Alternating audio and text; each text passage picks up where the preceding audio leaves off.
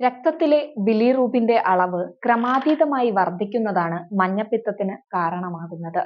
ചർമ്മത്തിനും കണ്ണുകൾക്കും നഖത്തിനുമുണ്ടാകുന്ന മഞ്ഞനിറം, ക്ഷീണം, വിശപ്പില്ലായ്മ, ഛർദി, പനി, ഇരുണ്ട മൂത്രം, മനം പുരട്ടൽ, ഓക്കാനം എന്നിവ രോഗലക്ഷണങ്ങളുമാണ്.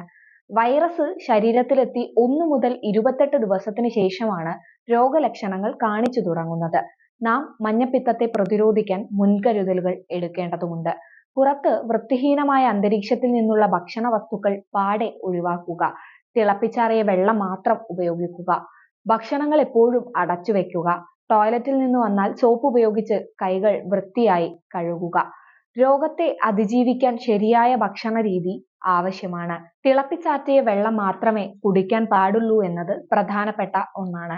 ശുദ്ധമില്ലാത്ത വെള്ളത്തിൽ തയ്യാറാക്കുന്ന ശീതള പാനീയങ്ങൾ വാങ്ങി കുടിക്കാതിരിക്കുക.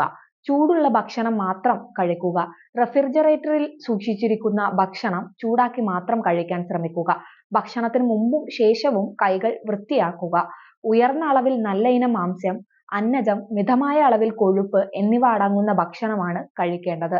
നിർജ്ജലീകരണം തടയുന്നതിനും ശരീരത്തിലെ വിഷാംശം പുറന്തള്ളുന്നതിനും ദിവസം 2 ലിറ്റർ വെള്ളമെങ്കിലും കുടിക്കേണ്ടതുണ്ട്. രുചിക്കുറവും ഓക്കാനവും അകറ്റാൻ നാരങ്ങ, മധുര നാരങ്ങ, ജ്യൂസുകൾ തുടങ്ങിയവ കുടിക്കാം. ഇവയിലുള്ള വൈറ്റമിനുകളായ സി, എ, ആന്റി ഓക്സിഡന്റുകൾ പ്രതിരോധശേഷി കൂട്ടാൻ സഹായിക്കും. എന്നാൽ ബേക്കറി പലഹാരങ്ങൾ, വറുത്തതും പൊരിച്ചതും കൃത്രിമ നിറങ്ങൾ ചേർത്ത ഭക്ഷ്യവസ്തുക്കൾ എന്നിവ രോഗം കൂടാൻ കാരണമാകും. അതിനാൽ ഇവ ഒഴിവാക്കേണ്ടതുണ്ട്.